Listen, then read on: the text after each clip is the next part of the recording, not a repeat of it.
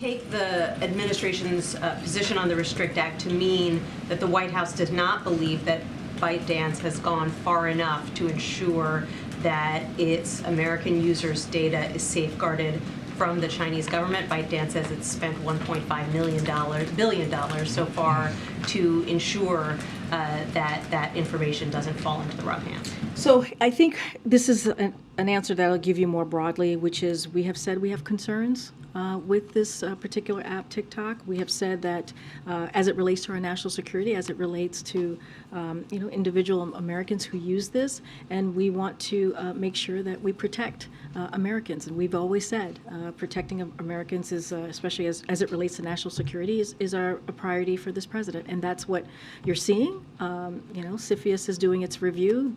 There's bipartisanship in Congress, and I think that's an important way to move forward.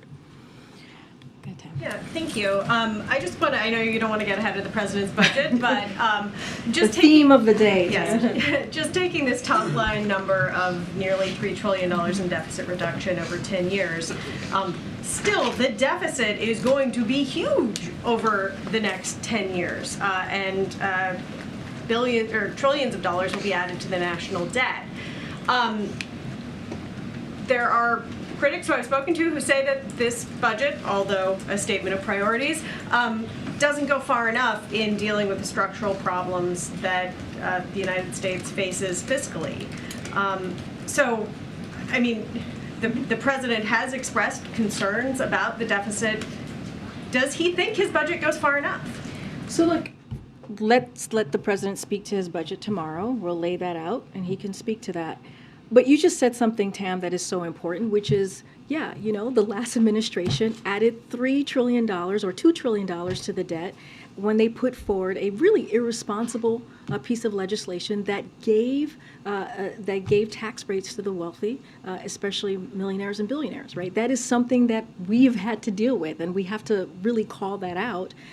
And that continues. That continues with this current Congress, where Republicans are saying that they want to, they want to cut or get rid of or repeal IRA, the Inflation Reduction Act, which would add to that deficit, because we know the Inflation Reduction Act actually lowers the deficit by more than $200 billion. So we are trying to counter and really be fiscally responsible in what we're seeing on the other side. And so here's the thing, the American people support what we're doing, and there is a choice to be made. How do we move forward here? How do we make sure that it is what we're putting forward in this budget is fiscally responsible? That's what you're seeing from this president.